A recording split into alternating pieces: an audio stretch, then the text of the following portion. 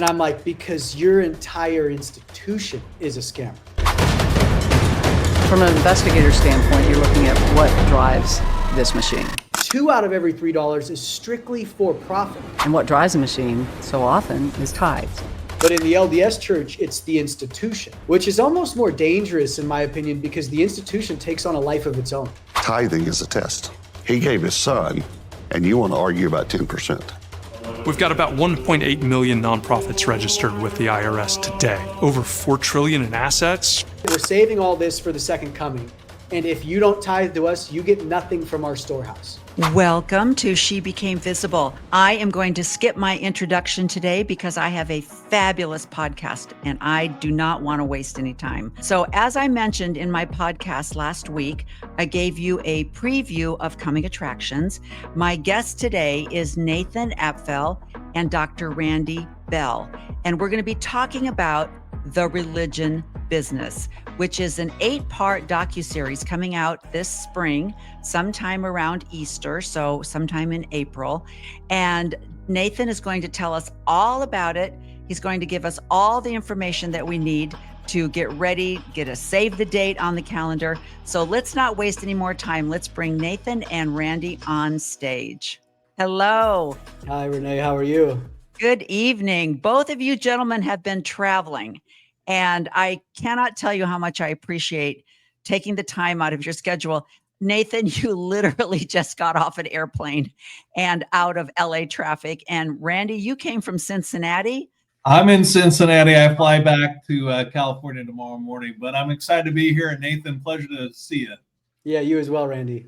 This is so amazing. So I'm really, really excited to bring this information to a LDS or former LDS audience, because I know, Nathan, that in your docuseries, you're covering the religion business in general, specifically Christianity. But you highlight the LDS Church quite a bit. And we're going to be talking about that later. And Rene, I know that you're working on a project which was really great, because I was talking to you about Nathan and the docuseries that he has coming out. And you're like, oh my gosh, this is amazing. I've got to meet this guy, because it correlates with what you're doing as well. So Nathan, give the audience just a little snippet of your background. I know you're an Emmy award-winning filmmaker, and Dr. Bell has got, 7, 8 books? How many books do you have out?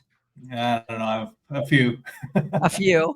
Yeah. And he is an economist that goes around and evaluates the environment after some kind of a tragedy. Is that correct? Some kind of a disaster, whether it's a natural disaster or a man-made disaster? Well, I'm the master disaster. That's what I'm called. I'm in Cincinnati. I gave a lecture today, but I'm as excited as anybody to hear about Nathan's story. So absolutely. Yeah, but I've been working on a book. I haven't announced the title publicly yet, but it's right up the same alley of how religion, predators and prey, and understanding the dynamics between predators and prey. I worked on the Heaven's Gate cult case and others. And so I already know that Nathan and I have a lot of similar interests. So let's hear from Nathan. Yeah. And I think that's really interesting. And Nathan, I'm sure you related to that as well. The whole idea of the predator and the prey. So let's just get started. Give us a little bit of background. And I know what I think is so interesting is that you've been filmmaking for 15, 16 years, but you've also been working on this project for 12 years. Yeah. So in your intro, you had mentioned that it was an 8-part docuseries. It's a 7-part docuseries. Oh, 7-part. Okay. But yeah, my background is film. When I was 16, I almost died. I had a traumatic brain injury. And I just lost you guys. Nope, you're good. You're good. Oh, okay. Yeah. Yeah. So I had a traumatic brain injury, and I was in the action sports world, and I couldn't surf. I couldn't ride BMX anymore. So I picked up a camera and bought a laptop and started editing videos of my friends. And fast forward a few years, and I was working for some of the biggest brands in the action sports world. And so I just started traveling. And I didn't go to college right after high school. I just traveled the world, and I would travel the world for about 9 months a year. And I was raised in the Christian church. I was raised in a mega church right here in Los Angeles, where I'm at today. And as I would travel, I would always go to either local seminaries or churches, just because I was interested to see kind of what the global Christian snapshot was. So, I'd end up in the favelas in Brazil, in some of the poorest regions in South America, sitting in these seminaries or in these small little tin roof churches. And then in the backwoods of, Mississippi, you'd sit in these small churches. You'd be in Uganda, you'd be in Asia, and you'd be in Indonesia. And I got a really fun snapshot of Christianity. And then I'd come back. And of course, I'd walk in, to my 20,000 seat church. And I had all these questions racing through my head. And I feel like I felt God or this energy more in these poor churches than I did in the big institutional churches. And I was in my early 20s, and that's where the whole idea for the religion business came from. And so I bought the domain 16 years ago. So I've owned the religionbusiness.com for 16 years, and I just have slowly noodled on the kind of thesis of the show. And yeah, so flash forward 20 years, I've been in the film industry for over 20 years now. I've won a couple Emmys. I've worked on everything from trash reality TV to massive Hollywood features. And so I was just refined in the fire, so to speak, from a filmmaking perspective. And everything I've learned from trash TV to massive Hollywood studios has been incorporated to produce this show. So I'm really excited to bring it to the world. Randy, I'm going to assume that you served a mission. Is that correct? England. Yeah. Oh, okay. Okay. Did you have that same feeling where I know a lot of people, especially the people that go to some of the South American countries where, they're laying on the floor and they're really getting in with the people and everything's a small community. And then they come back to their privilege in the United States. It's kind of an awakening like you had, Nathan, where they see the Christianity or the gospel in small communities of people that don't have a lot of material goods, but they have a deep spiritual connection. And then they come back to the States. And sometimes for these young boys that come back that serve missions, it's a rough reentry for them. Sounds like that's kind of similar. In England, did you feel that at all, though, Randy? You probably didn't feel it as much. But probably England was interesting because you had the Church of England, and you'd go there and there'd be, frankly, 6 blue-haired ladies, and it wasn't real vibrant. The Mormon Church over there at the time was actually pretty vibrant. And I don't have, to this day, I have nothing but love for the people I met there. It was more the Salt Lake institution that was a problem in my mind. But I'm real curious, Nathan, what was kind of the genesis for this film that it sounds it's been going on in your head for at least 16 years? What was the genesis for this idea? I would say I was like most Mormons, they're very devout. Most LDS are very devout. I was a non-denominational Christian and I was very devout. I sang in choir till I was 13. I volunteered in high school for the junior high programs. And when I was of college age, I'd volunteer in the high school programs. And I just started asking questions of the institution, just simple questions. And no one could give me a real clear answer. And then 2 big personal stories happened. My youth pastor, who kind of mentored me and raised me through junior high and high school, he was being groomed to take over this very, very large church in Southern California. He had adopted kids from Africa. And as he was being groomed to take over this tens of millions of dollars a year institution, it came to find out he was raping his children. And he's in jail now. And I just couldn't wrap my head around how this guy could work his way up the hierarchical ladder, so to speak, and not see this over the course of 15 years. So that was the first big one. And then the second big one, a good friend of mine, my brother-in-law, we'll call him stepfather, because both his parents died really young, was one of the founders of this church. And he died suddenly. I wrote a poem one day because I'm kind of a creative dude. And I wrote a poem the day I found out he died. And I reached out to a designer and I'm like, hey, can you turn this into a children's book, an animation, like a little, I think it was called, his name was Bear. So it was called like the Grumpy Bear or something. And we printed 5,000 copies, and we put a donation table out at his memorial, which was at this church. And I'm like, hey, take a book. It's for your children. It's to remember Bear, but whatever you can donate, this is going straight to his wife. And we raised like a $10,000 or $15,000. I can't remember, just all cash. And I went to just hand it to his wife. And one of the pastors tried to take it from me. And he was like, let us set this up so she can have installment payments of this money. And I was like, get away from this, dude. Like, get away. I don't know who you think you are. And then, of course, the church had no policies to help his wife. His family was kind of just shunned as soon as the memorial had died out and burned out. And so I had these 2 really bad experiences from just an oversight perspective. And so my brother-in-law was a pastor at the time, a full-time paid pastor. I just started spitballing it with him. He would come over to my house at night and we'd drink some whiskey and we'd sit around and just talk about this idea of the religion business. And he was the only one that would listen to me in my early 20s. He was a paid pastor. Everybody else was like, Nathan, get off your high horse, humble yourself, go back to the institution, find out what's wrong with yourself. And he was the only one that would listen. And we actually shot the entire show when I was 28. So 12 years ago, I filmed the whole thing. I took a film crew around the US. I got kicked out of Joel Osteen's church. I was just this young kid who was kind of had my BB guns and I didn't really know what I was doing. So we started editing the show 12 years ago. And I just didn't like the way the edit was looking. It was more angry and just frustration. It was like I was just standing on the top of a mountain screaming. I wasn't a father at the time. I had no real responsibilities in life. And so I kind of shelved it, got back into TV, and then I got a girl pregnant. I never wanted children. I didn't think I wanted to get married. And this little ball of joy who's sitting on the bed right here in the hotel room with her coloring books came into the world and radically transformed my life. For the first time ever, I had like real authentic purpose. And I realized how selfish I was just as a single dude. I realized I had no real responsibility and I didn't care for anything. And once I became a father, my life radically transformed. I love this little being so much and it gave me so much purpose. And all of a sudden I was like, I understood what a creator's love is, so to speak. And so when I look at Christianity, I'm like, I understand what that Yahweh creator love is now. And so I took that idea that love that I matured into for my daughter, and I started applying it to the show because I really wanted to take her back to church, that I, have that good experience that I had as a youth. Because I have so many fond memories as a kid. And so was really the catalyst that reshaped the show for me, is I went from a lens of anger to a lens of love. And now I'm like, I love the people in the building. I love the experiences you can have there, but there's something intrinsically wrong with the system. And what is that? That was the catalyst. And it was after 28 years, she was born when I was 32. So I was still researching for those 4 years in the interim, but now it switched to like, okay, I want to fix the system for my daughter so I can confidently walk her back into one of these churches and feel the joy that I felt, doing Awanas, and I kissed my first girl at church. And, there's all these experiences that I had. I want her to have those.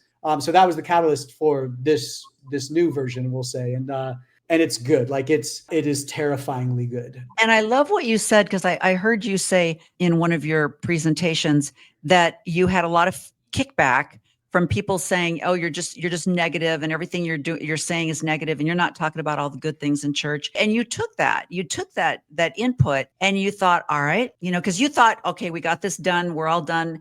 And then, like you said, you started reviewing what you had already filmed, and you realized maybe this is a negative thing. And so you reached out to people in the Christian world and said, "Come, give me some feedback. Tell me." And so you started re-editing and refilming to bring in the more positive part of Christianity. And there's nothing from that show 12 years ago that's in this. That no one will ever see the light. That will never see the light of day, except I shot an interview almost 15 years ago with my brother-in-law. And so I just look like such a goon. I've got long hair and I'm wearing a beanie. But 15 years ago, I was like, I want to sit you down and just talk with you about this topic. There's going to be a few snippets from that interview in the show. But other than that, there's nothing in the show from that original production. This is straight from the ground up. We've been filming for almost 4 years now, consistently. Congratulations on getting kicked out of Osteen's church. You should get a trophy for that. I've been kicked out of a lot of them now. But. Well, here's a question I got. When your pastor went to prison, and thank goodness for law enforcement, was there an effort by the church to cover up his crimes? Because that happens a lot in Mormonism. Yeah. So basically, this is what we talk about in the show.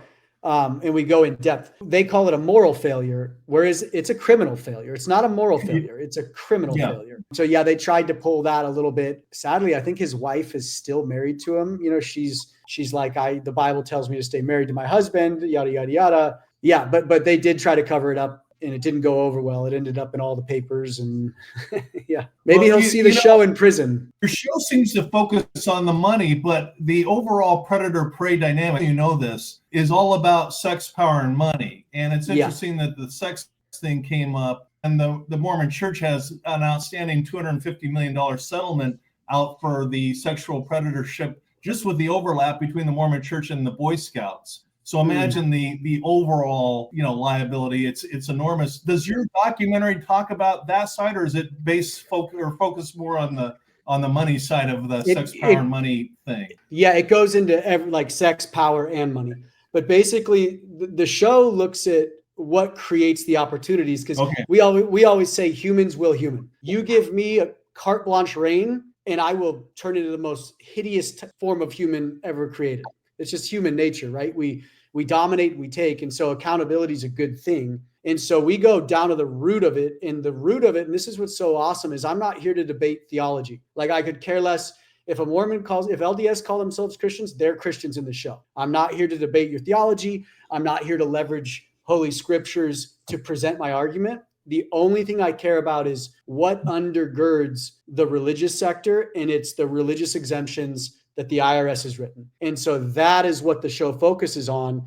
It focuses on the 1913 income tax, when they defined what the nonprofit sector was. And then we take you through history and all these major milestones where either a congressman petitioned Congress to add a loose term in, and you learn in the show throughout history how we've gotten to where we are today, and how it is a literal free-for-all. And you learn that for about the last 15 years, there has been no IRS presence overseeing the religious exemptions, none. Through precedent, whenever we walk around now, every Church of Jesus Christ of Latter-day Saints attendee will say, oh, this is the church. And every non-denominational Christian will walk into their megachurch and go, this is church. I shouldn't see the financials. But flash back 20 years ago, that was not the case. We just see our reality is so pigeonholed that we forget what we call church today is not church. It's morphed and kind of shifted.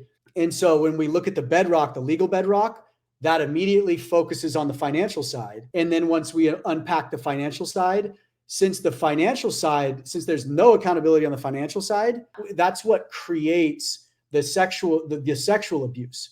And so we have a whistleblower in the show who's never talked publicly, and she blew the whistle on a major global player. And she goes, Nathan, wherever there's sexual abuse happening, there's financial abuse present, without a doubt, because the finance is what funds the cover up for the sexual abuse. And taking someone's dignity, sexually abusing someone, is the ultimate form of predator, because you are removing their identity and their dignity, and you're saying, I own you. And the only way you can cover that up is if you've got lots of money to bury it. Where there's financial corruption, there's usually sexual corruption. And where there's sexual corruption, there's always financial corruption present. And that fits the bill exactly when Randy was talking about what's going on in the LDS Church right now. And I know, very similar to your statement, with some of the cases that have just come up recently, there's a law firm in California that's kind of taking this on. And they said the exact same thing that you did. It's a closed system. And when you've got a closed system without transparency, then this is what's going to happen. And so they're fighting the exact same thing you are financially, only they're fighting it through the SA that's happening. And they said exactly what you said, that the amount of money that it takes to hide the abuse and they have it. And so, and you kind of stepped on that a little bit. Talk about the American political history that has given us what we have with this financial religious abuse that's happening, and how we got where we were, because I think it's fascinating to see how really great concepts, laws, and things that were put into place originally to serve the community, to serve the culture, and then immediately, almost invariably, it's going to get abused. Yeah. So to give an exciting snapshot, we go all the way back in time to 3,500 years ago in this guy named Melchizedek, in Genesis, because we have to unpack the financial model of the Jewish tradition to understand the financial model of the current Christian tradition, because the Mormon Church heavily leverages this idea of tithe. A lot of evangelical churches leverage the idea of tithe. And so we have to unpack that. So we sit with Christian and Jewish scholars to unpack. But from America's perspective, when America was founded, the Reformation had just happened. Everybody's coming to America. They're all excited, but they want freedom for their religion. I want freedom for my religion. I don't want freedom for your religion. And right away in the early history of America, we see it start to unravel. Quakers were getting burned at the stake. They were getting their tongues bored out. Like the early Americas was really gnarly in regards to denominational infighting, so to speak. And so a guy named Roger Williams was like, whoa, this isn't good. He founded a plantation called Providence. in Rhode Island, and Providence was a safe haven. And Providence became this hub for multi-denominational kind of coexistence. The early Americas almost like reverted back to the monarchy, basically, and the idea of the Vatican almost instantaneously. So the founding fathers were like, okay, time out. We got to get this idea of separation of church and state out of the way. This is freedom of religion. You can express yourself any way you want here in this country. That's in early Americas. And it really wasn't defined until 1913. In 1913, Congress enacts the income tax, and they see all these great organizations, and they're like, hey, man, churches, these certain businesses that are built, corporations are built strictly for what we call in the show local social capital. You're raising the social capital of your local community. The Congress was like, we need to carve out a special sector, basically, or a special carve out, and we're going to call it the nonprofit sector, and they don't have to pay tax. They don't have to pay this income tax. Congress in 1913 defines the nonprofit sector. There's 12,000 organizations, and these 12,000 organizations only have one focus, and that is to build local social capital. And social capital is basically like, hey, even if I don't have children, I want the park down my street to be nice and safe for the other children in my area, right? I want to build up the value of my community. Randy, the term human flourishing, the economic term, the dev economic term, human flourishing, to expand human flourishing. And so that's in 1913. When they do that, they have to, in essence, define what a church is. With separation of church and state, the government can't define what a church is. They can't tell you what a church is. Flash forward to the 50s, they start trying to define it because there's some bad players happening. And so they build what's called the 14-point checklist. The IRS defines this 14-point checklist. The 14-point checklist that every religious organization in the US is based off of today. So I mean, like everything from Buddhist monasteries to Jewish synagogues to Islamic mosques to Christian churches are all based on one organization. And that one organization is the Salvation Army. And no one knows this. Like the IRS had to pick an organization to model this checklist after, and it was the Salvation Army. And so every organization, once this document was released, started shifting its model towards the Salvation Army, which is so mind-bending to think about. Yeah. So 400,000 religious organizations in the US today are based off of one organization, their entire corporate structure. And so this is where it gets really interesting, right? So there's a little abuse happening. And then in the early 70s, and I'll tell you this, all the abuse, we actually track this in the show on graphs. All the abuse, the explosions in abuse are correlated to technology growth. So every time we have a massive technology boom, whether that be radio, television, internet, social media, there's a massive explosion in the nonprofit sector as well. Our thesis is anytime there's a technology boom, since the laws that undergird the nonprofit sector are archaic, most of it dates back to 1913, there's just more ways to abuse the laws because of these technology explosions. And so we present that in the show. The IRS can't define a church. A congressman out of Utah, a member of the Church of Jesus Christ of Latter-day Saints, petitions the IRS to add the term auxiliary in. And this is where things get fun. The Mormon Church at the time had these auxiliaries, which were kind of like men's clubs. It's where dudes would go to hang out. They wanted these men's clubs to have the tax exempt status. So they petitioned Congress to add this term auxiliary in front of church. So it's basically an auxiliary organization that's integrated. So that's called integrated auxiliary. So if it's integrated into the church, it can get the same tax benefits as the church and as any religious organization. There were three terms that were added: auxiliary, convention, and association. If Congress and the IRS can't define what a church is, let's call that like a gray area. What the hell is a convention? You know what I mean? It's an even darker word. And so as these three terms were added, and in the show, I give them the benefit of the doubt. I say, hey, they added these with good intentions. But our saying is always good intentions pave the way to hell. Flash forward 50 years, now you have hedge funds registered as churches. You have radio empires registered as churches. You have TV networks. You have private planes. You basically can build a conglomerate under these three undefined terms. And if the IRS comes after you, you can just basically say, oh, religious persecution, and it turns into this nightmare scenario. So now we have both of your past faith, they're going to hit $1 trillion in net assets in the next 20 years. $1 trillion.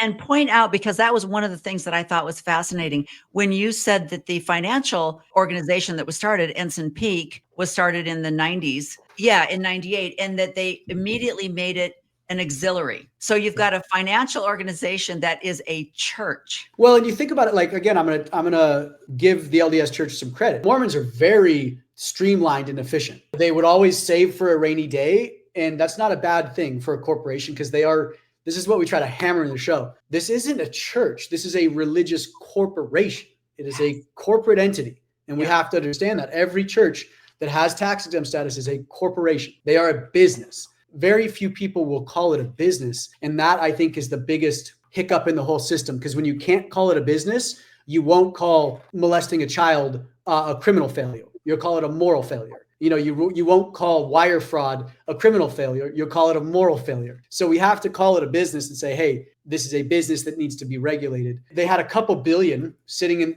the LDS Church, sitting in their accounts in the late 90s. And so they were like, hey, we've got a lot of rainy day funds. We should invest this. So I think they started Ensign in 98. And so they filed it as an auxiliary, and they had a couple billion. And they immediately started investigating into shell companies, because the SEC, if you have over 100 million invested in the stock market, they want to know. Because if you have over 100 million, you could start kind of dictating stocks and really hurting the stock market. Flash forward to David Nielsen in, I think, 2019.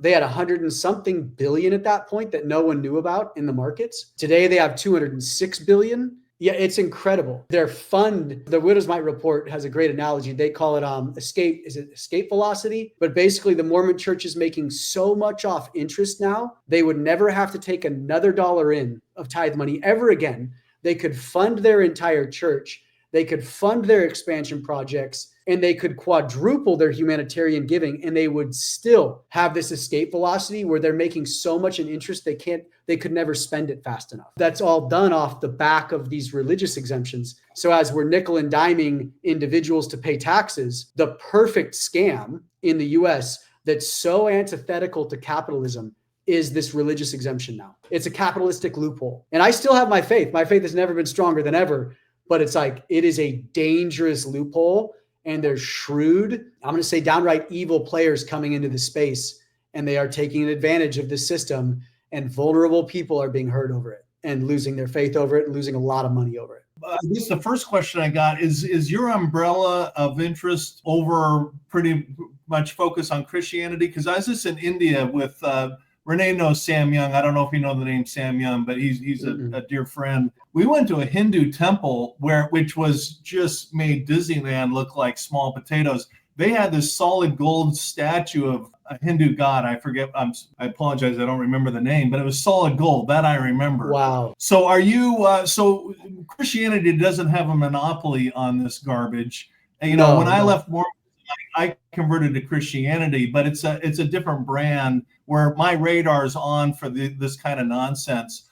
Getting back to my question, do you look at other, Muslim, Hindu, Buddhism, or you stay focused on the Christian problem? So the show is called The Religion Business. The tagline is, and the nonprofit Goliath. So we look at the nonprofit sector as a whole. We drill down on the religious exemptions, and then we drill down specifically on Christianity, because I demand the most from my faith. I'm not a Muslim. I'm not a Buddhist. I'm not a Hindu. We do present the argument that everybody plays by these same rules in the US, but I say I demand more from my faith. I don't demand much from Islam. I don't demand much from Buddhism or Hinduism or Judaism, but I demand a lot, because I understand what this guy Christ said, and nothing's lining up, so to speak. I put my own faith under the magnifying glass, so to speak. And I love that. And I find there are more people out there that they really do have to focus in, because you were at Julie Royce's Restore conference a couple of weeks ago, and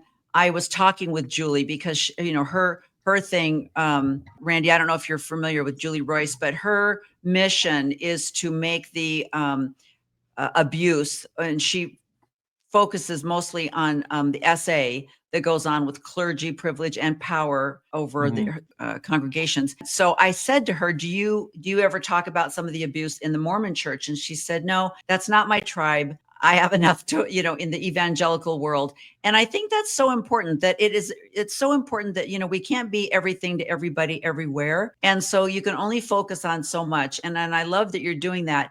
Did you find that when you were comparing, because I know you talk a lot, and this I found very fascinating, the housing allowance that has allowed airplanes and mega mansions to become churches. And I wondered if you saw, like you were saying, I think, giving kudos to the organization that the LDS Church has, that they are able to kind of hide the housing allowance that's given, because we almost have a Vatican. The Vatican, the LDS Vatican is Salt Lake, and the Pope is the prophet, and everything funnels into Salt Lake versus a congregation here, Joel Osteen or Kenneth Copeland or, Ed Young, where that money goes directly to him, because the Mormon Church says, give us all your money from all over the world, and it will all go into Salt Lake, and then we will disperse it as we see. So are they able to, when you talk about the $890 billion that's coming in, and the $53 billion, I think it was, or something like that, that's stolen,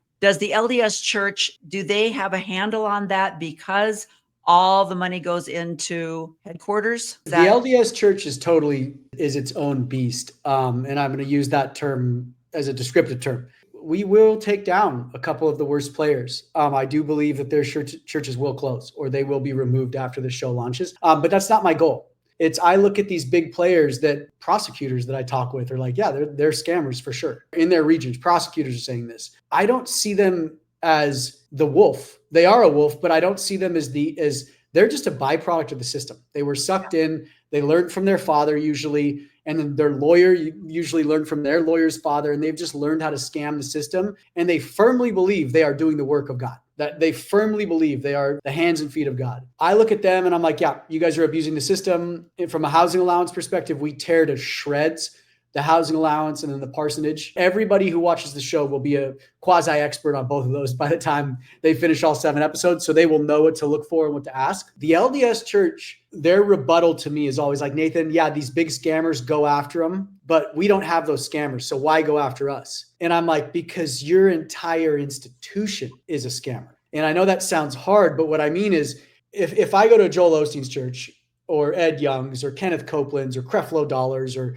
Jesse Duplantis's, or any of those guys, it's the man that's absorbing all these resources and kind of becoming the celebrity. But in the LDS Church, it's the institution, which is almost more dangerous in my opinion, because the institution takes on a life of its own. It's almost like the Ring in Lord of the Rings. Their ensign, which is now 2/3 of the net assets of the church. So let that sink in. Only 1/3, $1 out of $3 that the church has anything to do with their religious mission. 2 out of every $3 is strictly for profit. It's out in the market making money. So it's like, how is that even possible that 2/3 of an organization is a for-profit venture and they have a religious exemption? It's just mind-boggling to me. And so the LDS Church, and this is the first time I've said this, really scares me, because they're the second largest landowner in the US now. They will hit $1 trillion in less than 20 years in net assets. And then you have the apostles saying, hey, we're saving all this for the second coming.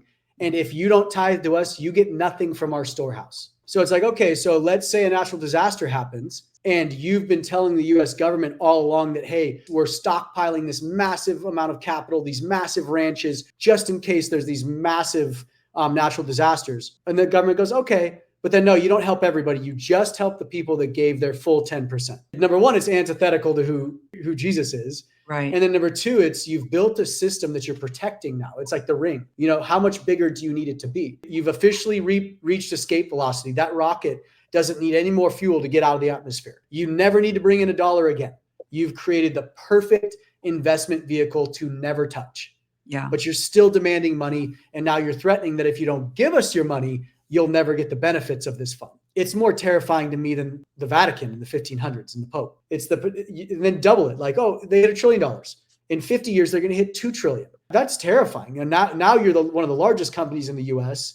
You've never paid $1 in tax, and you're riding on the coattails of these religious exemptions, all while leveraging faith and the idea of heaven and hell. And it's just a dangerous precedent. And Randy, does that correlate with some of the research that you've been doing on your project as well? I find Nathan's work utterly fascinating. In my book, which I've been working on for years, I take an approach where I identify the predator and prey dynamic. I do not mention any organizations by name, Mormon or Christian or any even particular religion. What I focus in on is critical thinking, where I go through the different methodologies of good critical thinking, cognitive dissonance, cognitive bias, epistemologies, research methods, which I lay out. I take basically PhD research methods and translate it into English so anybody can use methods.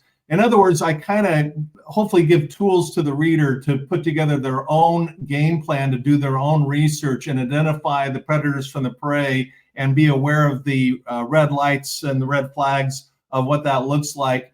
Then I take on the question of is there a God? But that's a science question to me. But I let the reader decide. I just kind of lay out the evidence from both sides. And then the question about Jesus. And the final chapter, which I'm working on right now, is on Jesus and what he taught. And you look at what his core tenets of doctrine and the Sermon on the Mount, it doesn't look like anything like some of the mega churches I've been to, or Mormonism, or this Hindu temple I saw, for that matter. It's just morphed into something that's just so absurd. But there still are really wonderful pockets of Christianity that are very, very genuine, that I'm personally very attracted to. But again, I let the reader make their own determinations on all these questions. I just kind of identify the problems and identify the solutions and let them, ideally find their own answers that are best suited for them. Nathan, do you talk at all about, and I know you mentioned this, Randy, because they're building a lot of temples right now. And I think a lot of it has to do with the SEC fines that went into effect. Because it's been brought to the light,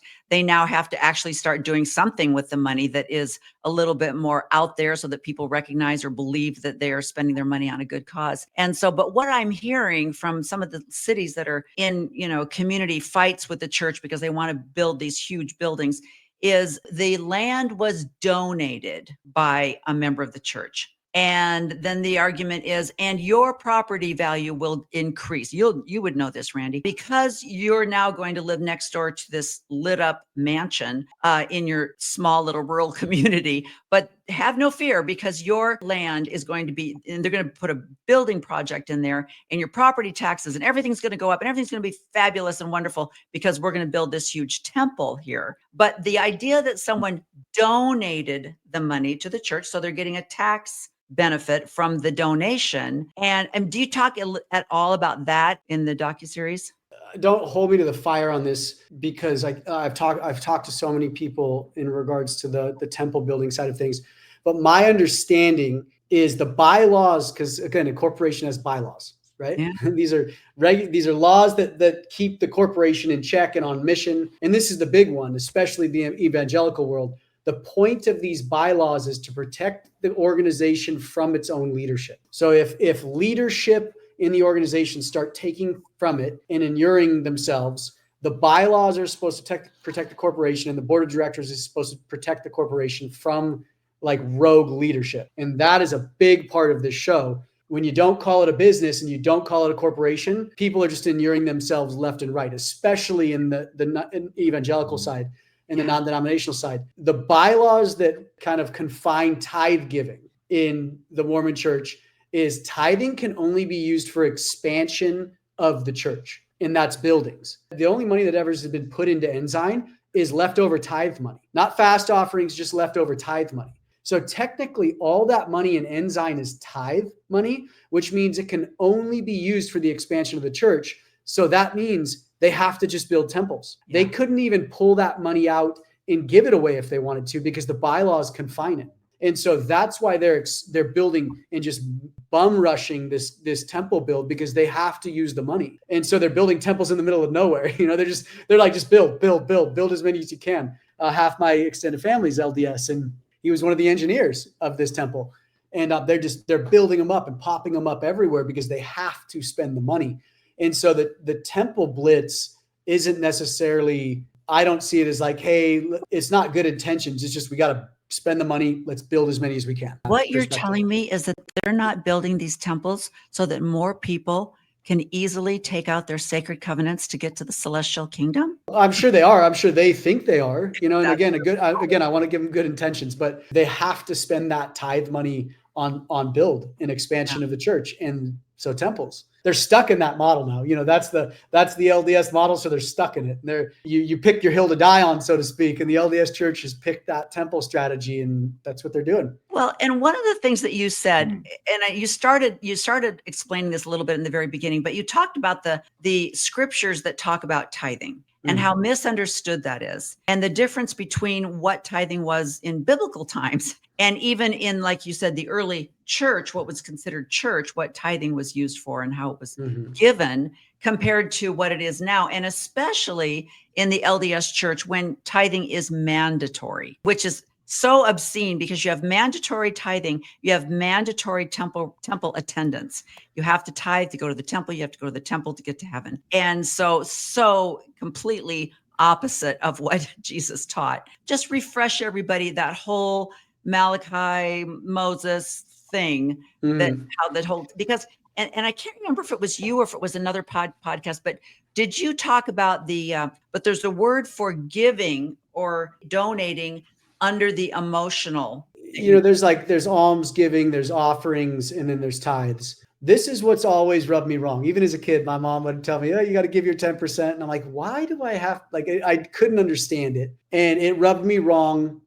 One of the things that you hear is I remember when my father-in-law died and the Relief Society women they were there with their casseroles and providing all the food and sitting in the kitchen. And I was like, gosh, another Saturday that had a lot of deaths. And this was another Saturday that these women, were over at the church and doing this kind of thing. Something they love it. They are so happy to be there. And, or I love giving my 10% tithing because I feel so good when I do it. And it's a hard thing to explain to people because it's I remember I disliked the temple ceremony so much. It was just, I just was having a hard time with it, but I wanted to be a faithful member and I wanted to obey and I wanted to go to the temple weekly as we had been instructed to do. So I thought, I'll be a temple worker. That way, I don't have to sit through an endowment ceremony and grit my teeth. I can just chit chat my way all through the temple and spend the evening there talking with my girlfriends. And I can count that as my temple attendance. And I felt really good inside because I was following the commandments.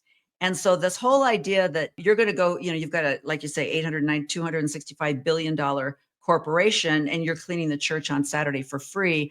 But people will say they love it. They feel so good when they do that. We need to understand emotions a little bit here and how that works. But talk a little bit about just the basic principle of tithing that I don't think people know. I didn't know. I just heard it from my leaders and I accepted it. Yeah, I was the same way. 10% equals 10% of my income. You got to go backwards in the Old Testament. You land on the Mosaic covenants. The laws that Moses brought down from Mount Sinai. These laws regulated the Israelites, and these laws had tithing laws in them. And so when Israel got the promised land, they were required to give not one tithe, but 3 tithes, which is the first big one. So if you're a tithe preacher, you don't preach 10%, you got to preach 23.3%, because there was 2 tithes given once a year, and then a 3rd tithe was given every 3rd year. And a tithe literally means a tenth. So you were supposed to be giving 23.3% to the temple. And so it's really fun to start unpacking this because I haven't spoken to many LDS members, but any other denomination, they have no argument if they preach a tithe.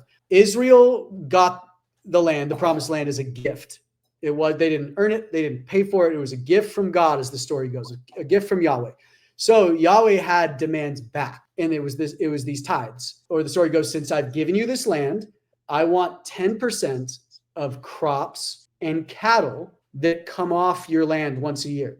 You're going to bring them to the temple. The Levites, the tribe of Aaron, are going to butcher them. If you've ever butchered an animal, I'm a hunter and I've processed lots of animals. It is no joke. It'll take you a day to process an elk. You process this animal. God wants what off that offering? Yahweh wants what? He wants the fat.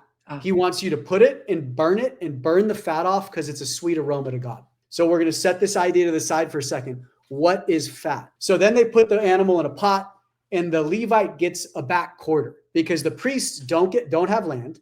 They don't have an inheritance, so they have to eat. And so they literally eat part of this tithe. Guess who gets the rest of the tithe back? The tithe giver. If I brought that animal, I get 3/4 of it back to feed my family. But it was the idea that I'm burning the fat because God likes the aroma. And then the Levite, who has no inheritance, gets a part of it.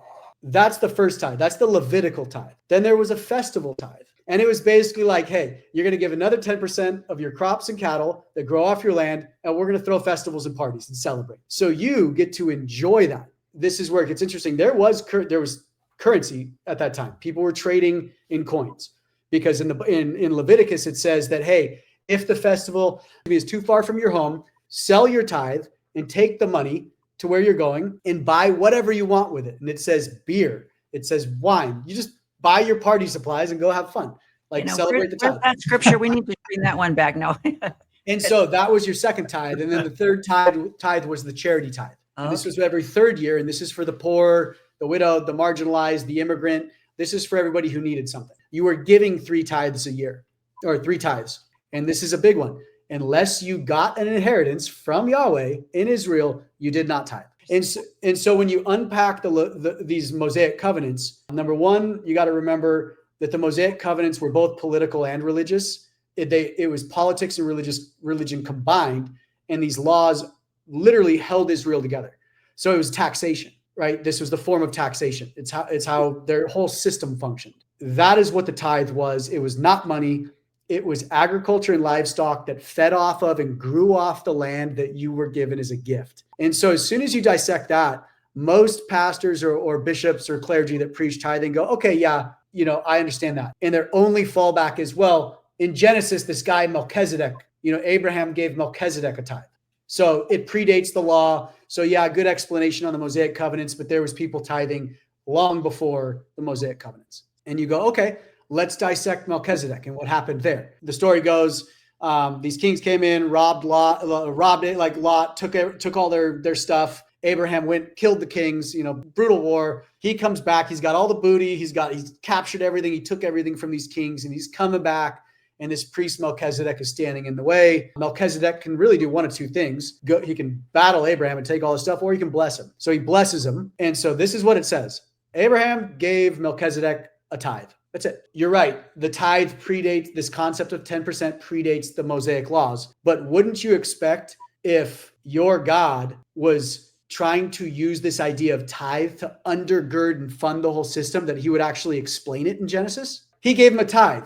Here's what a tithe is. Like in Leviticus with the Mosaic covenants, there's paragraphs on the tithes. So why isn't there this long description in Genesis? And most Jewish and Christian scholars of all denominations say it's because tithing was not religious. And here's the kicker: when you really start looking at history, polytheistic nations were tithing. Tons of nations in that area at the time were tithing. It was their literal form of taxation.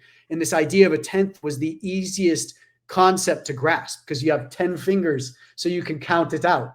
Most people weren't literate. They couldn't count.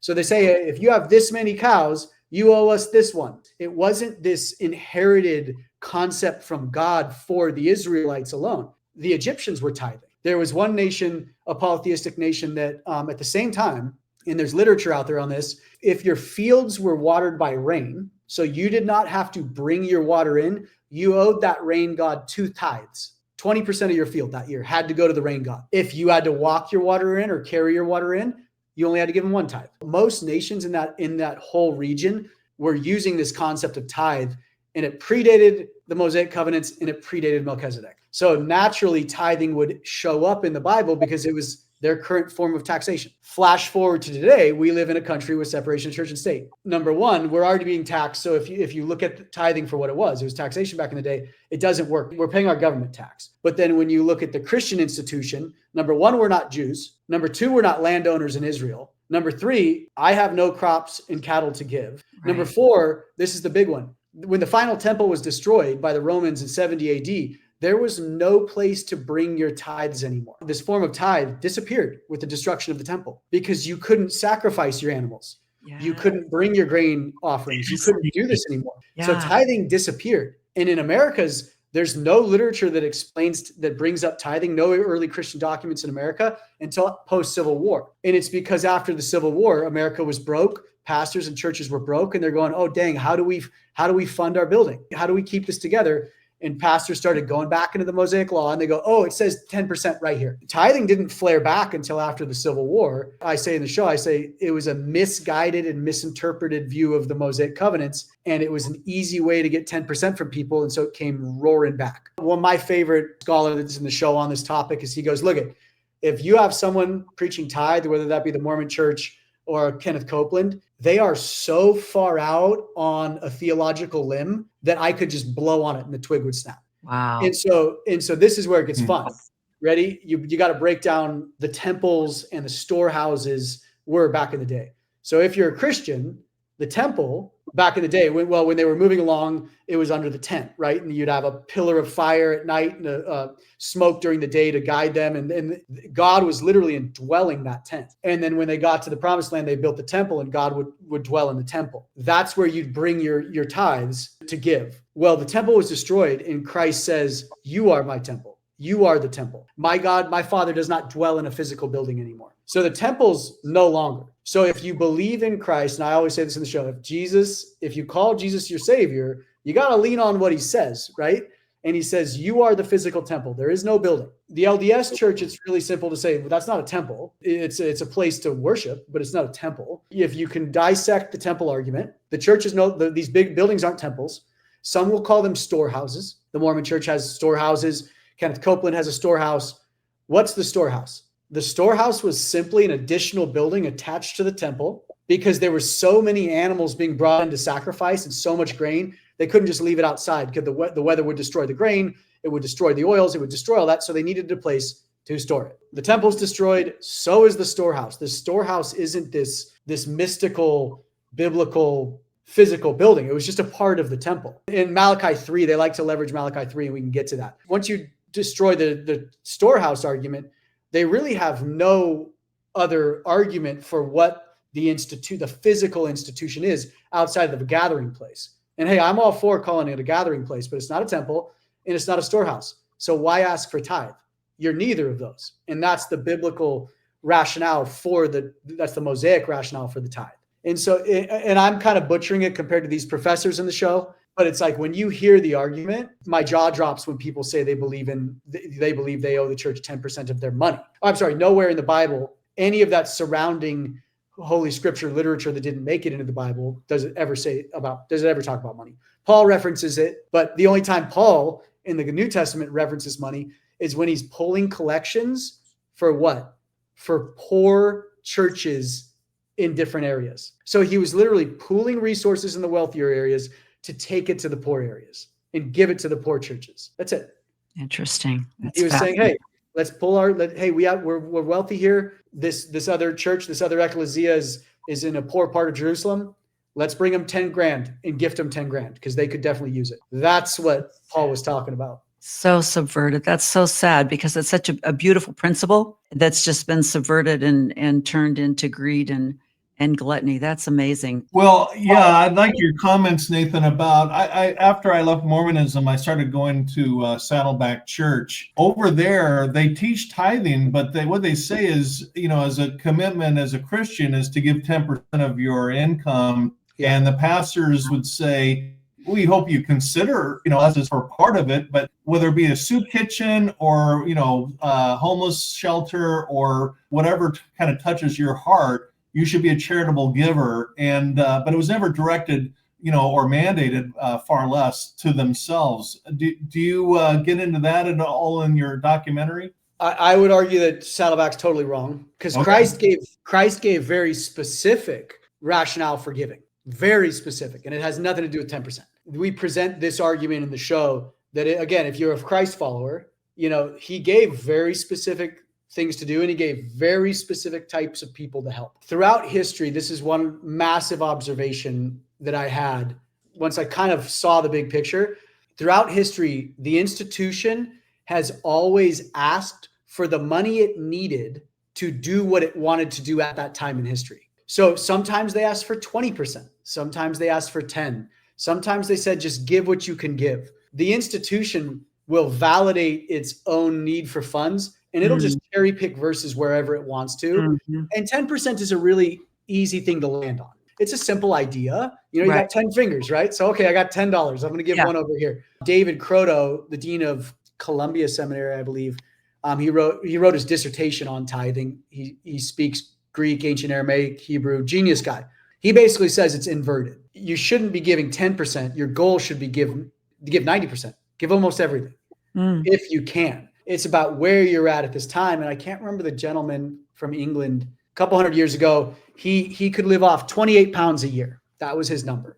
And he was a young theologian. And so he's like, I'm going to give anything above 28 pounds away. And it was about the 10%. He was making 30 pounds a year. So he was giving 2 pounds away. Well, flash forward, he became a very successful preacher, a bunch of other stuff. And he was making 3,000 or 4,000 pounds a year. And he was still living off 28 pounds. And he was giving away, let's call it 3,000. He was giving away 2,972 pounds away every year. And he's like, that is Christ's form of giving. If you're blessed, you give it away. It's not 10%. It's not this legalistic idea of 10%. It's a heart posture. It's literally like Christ is outpouring from you. And hey, if you can't pay your bills, do not give. That is like my first thing always is if you're struggling, never give your money away. Because, and this is what we talk about in the show, is we try to redefine terms that have been co-opted, so to speak, from the institution. Right.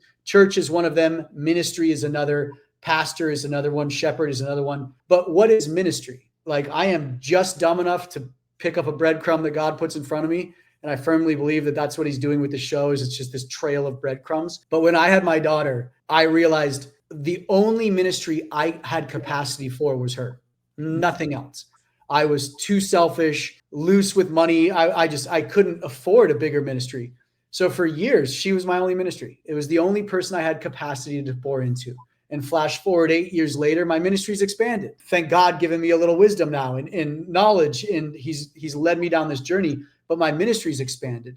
But the problem is we don't see ministry as what's right in front of us as the institution. We see ministry as everything out there. And I had a conversation this morning with my dad about this idea. A lot of megachurch pastors' kids have committed suicide. They've overdosed. They've gotten in DUIs and killed people. And I'm like, Dad, these pastors have forgotten their ministry. They see their ministry as the people in the pews, and their kids and wives suffer because of it. And it's like we as a whole institution have forgotten our ministry.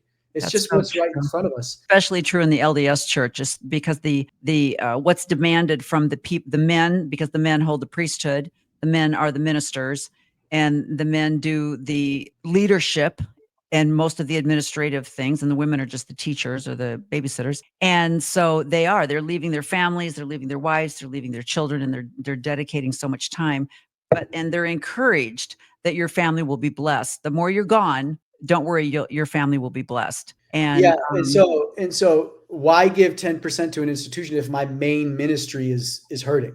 Yeah. If I can't put food on my daughter's table, if I can't get her into a safe school, if I can't put clothes on her back, if I can't do the very thing, Matthew 25, that Christ commanded us to do to my small little ministry around me. Like, how dare this institution actually ask me for my 10%?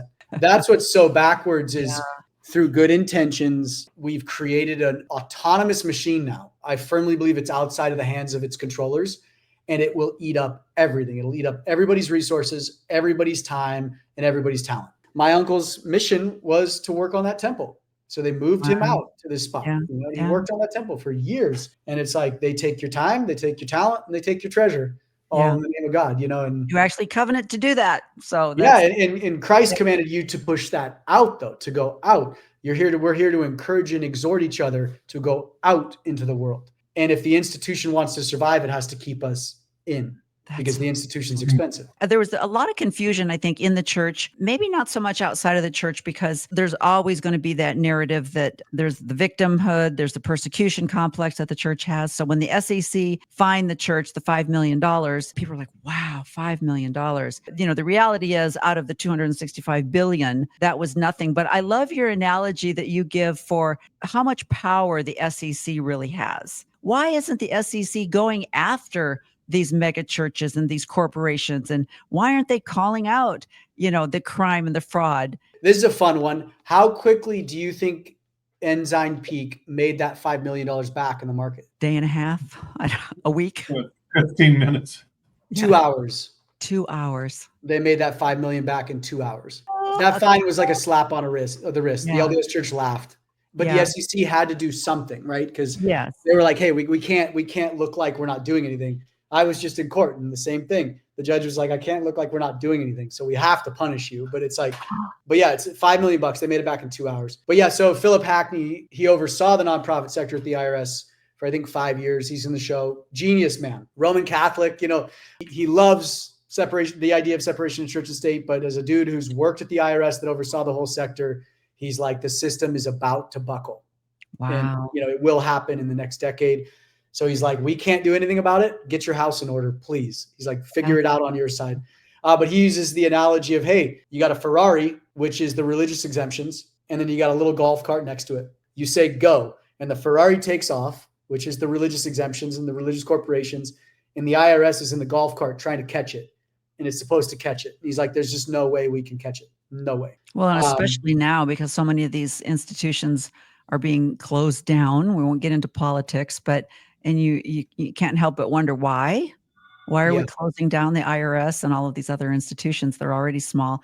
Well, this has been amazing. And I think, Nathan, what you've done is exactly what I was hoping for, was you've just thrown out enough to give a little bit of a, oh my gosh, I've got to see this. And I love the people that you mentioned. As I said, this is not a docuseries about religion. This is a docuseries about the religion business and professors, accountants, experts, governmental, people that are experts in their field. And it's not about crushing or destroying a system. It's about making the system better. And I really want to make that, in the forefront of this whole podcast, is just as Ann Anderson said about the abuse that's going on. If we have a closed system, and as you talk about, churches aren't required to file 990s.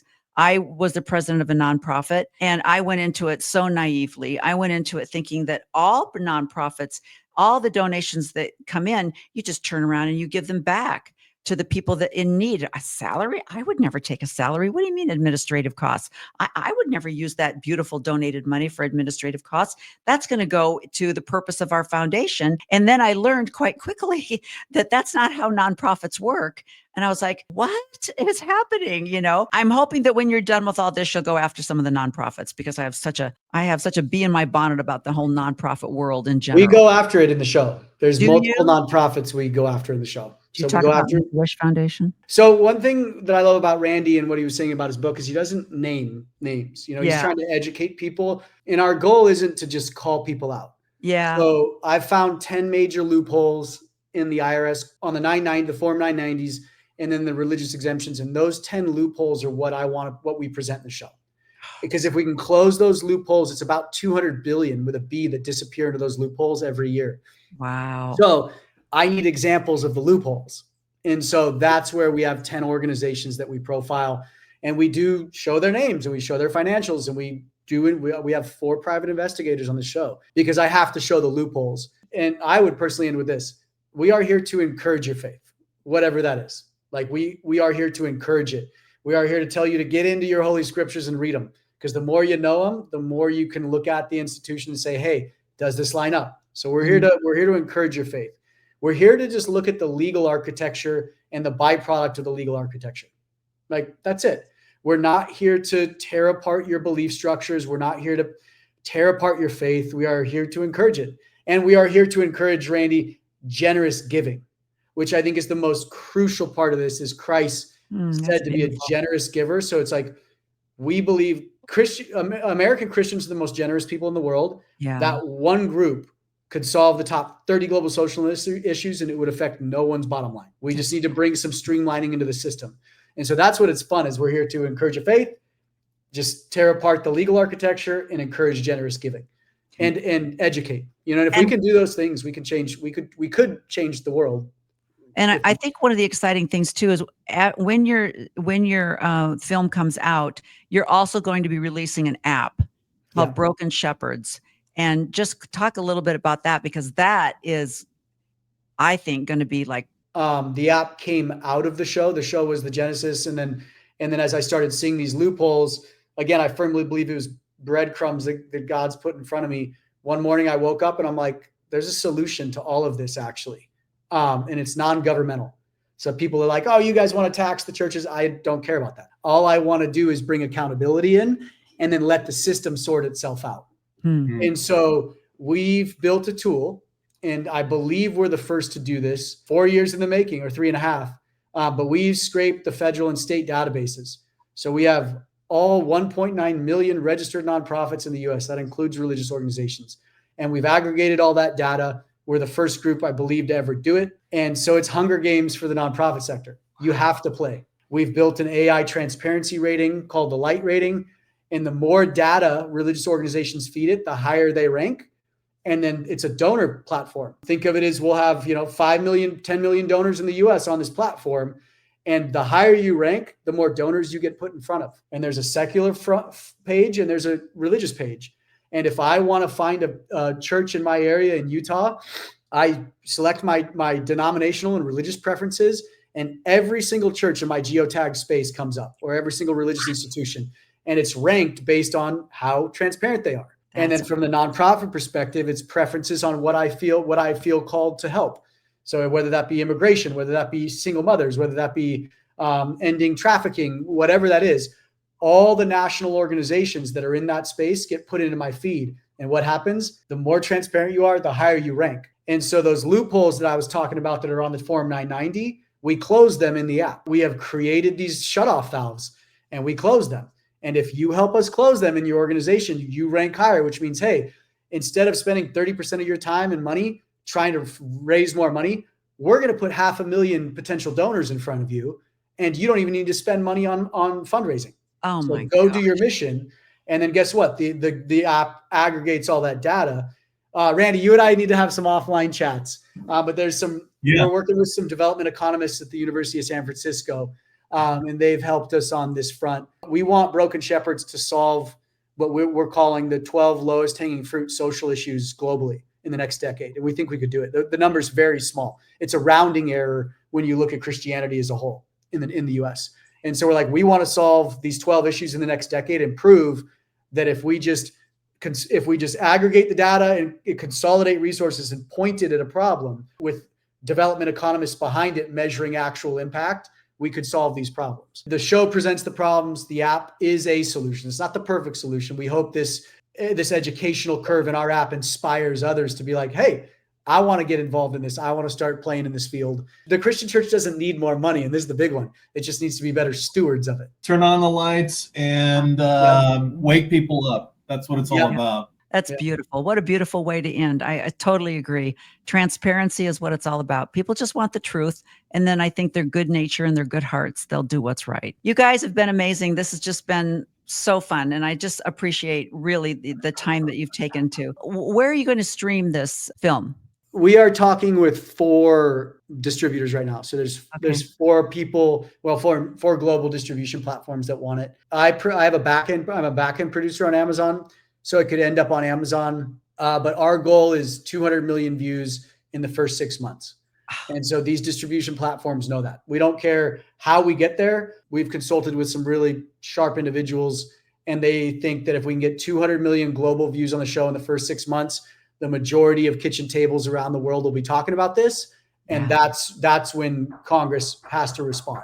Thank you guys so much. You have a great night. Thanks, Nathan. Go to bed, you guys. Yeah, thank you. I'm so excited. I love the idea of transparency, and it's all in truth. That's all people want. People are so generous, and they are so innately kind. If you'll just tell them the truth, they will do what's right. It's the hidden secrets that cause the problems. And I think it's just what Nathan is doing is so, as he mentioned, I really do think it is a gift, and I think it is inspiration, whether you're a religious person or not. I truly believe that what he's doing is work for good for this world. And as he said, Christians are very, very, they're the ones that are donating a lot, and kudos to that. And I think it'll encourage people of all faiths and all beliefs to do better. And that's what it's all about. So I hope you've enjoyed this episode of She Became Visible, and I will keep you up to date on the breakout and when this docuseries will come out and which StreamYard it will be found on. and all of the good information. So thanks for joining me tonight on She Became Visible, and we will see you again next week. Bye-bye.